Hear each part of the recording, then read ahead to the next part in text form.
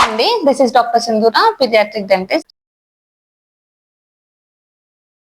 మనకి ఇప్పుడు మారుతున్న డైట్ ప్యాటర్న్స్, బాటిల్ ఫీడింగ్, వీటన్నిటి వల్ల కూడా వచ్చే early childhood caries and nursing bottle caries అంటాం. సో ఇలాంటి కండిషన్స్ లో పిల్లల యొక్క గ్రోత్, వాళ్ళ యొక్క కాన్ఫిడెన్స్ ప్యాటర్న్స్, వాళ్ళ యొక్క స్పీచ్ ప్యాటర్న్స్ అన్ని కూడా ఎఫెక్ట్ అవుతాయి. సో ఇలాంటి కండిషన్స్ లో ఫుల్ మౌత్ రిహాబిలిటేషన్ చేసి మళ్ళీ మన పళ్ళ వరుసని మొత్తం నార్మల్ చేసి వాళ్ళ యొక్క ఫంక్షన్ ని, ఎస్థెటిక్స్ అంటే మనకి నవ్వినప్పుడు కనిపించడానికి, స్పీచ్ ని అన్నిటిని కూడా రెస్టోర్ చేస్తారు. ఇవి కాకుండా మనకి పిల్లలకి చిన్న ఏజ్ లో నోట్లో వేలు పెట్టుకోవడం, పళ్ళు కొరకటం, నెయిల్ బైటింగ్ అంటాం, ఇవన్నీ హ్యాబిట్స్ ని కూడా ఎర్లీ స్టేజెస్ లో ఇంటర్వ్యూన్ చేయటం అండ్ ఈ హ్యాబిట్స్ వల్ల మన పళ్ళ మీద వచ్చే ఇంపాక్ట్ ని కూడా వాళ్ళు కరెక్ట్ చేయడానికి పాసిబిలిటీ ఉంటుంది. ప్రివెంటివ్ ఆస్పెక్ట్ అంటే మన పాల పళ్ళు కానీ పర్మనెంట్ టీత్ వచ్చినప్పుడు కానీ అవి తొందరగా పాడవకుండా ఉండడానికి ఫ్లోరైడ్ ట్రీట్మెంట్, ఇంకా రెస్టోరేటివ్ ప్యాటర్న్స్ కొన్ని ఉంటాయి. డైట్ కౌన్సిలింగ్స్ చేసుకుని అండ్ మన కేరీస్ రిస్క్ ఎంత ఉంది అనేది అనలైజ్ చేసుకోవడం, ఇలాంటి ప్రివెంటివ్ ఆస్పెక్ట్స్ అన్నిటినీ కూడా మనం